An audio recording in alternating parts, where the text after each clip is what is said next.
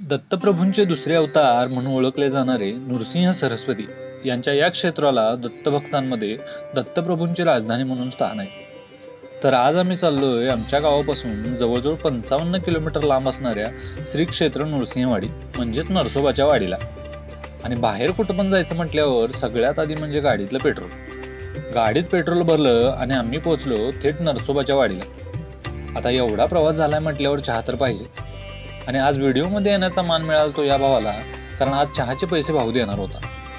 चहा घेतला आणि मंदिरात प्रवेश केला.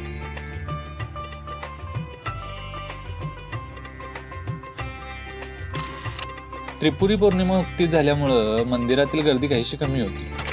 नृसिंह सरस्वतींच्या पावन वास्तव्यामुळे या क्षेत्राला नृसिंह वाटिका अर्थात नृसिंहवाडी म्हणून ओळखले जाते, म्हणजेच आजची नरसोबाची वाडी. कृष्णा आणि पंचगंगा या दोन नद्यांच्या संगमावर हे प्रसिद्ध तीर्थक्षेत्र वसले आहे.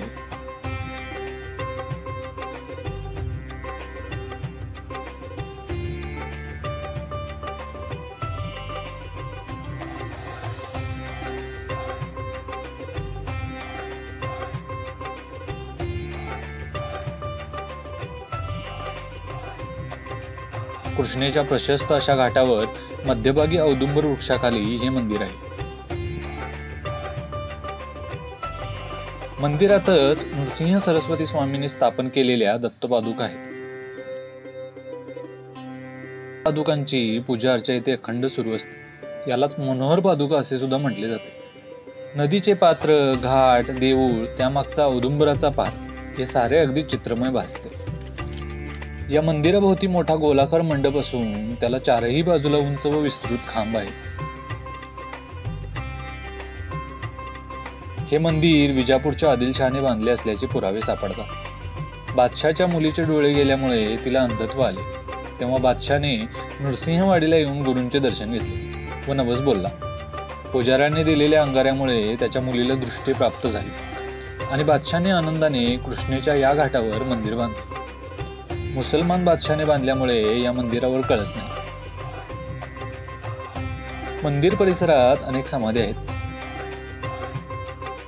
दर्शन घेतलं आणि आम्ही बाहेर पडलो.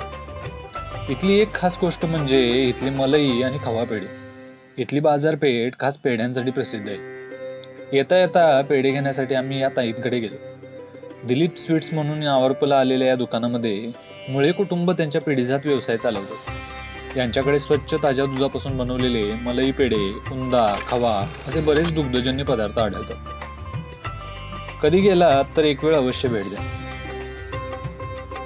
दिवसभर एवढा प्रवास केल्यामुळं मग रात्री येता येता कागलमधला हा प्रसिद्ध अवंतीवडा खाल्ला. आयुष्य खूप लहान आहे आणि जग खूप मोठं, त्यामुळे फिरा, हिंडा आणि अनुभव साठवा, कारण आयुष्यात तेच कामी येणार आहेत. बाकी काय निवांतच.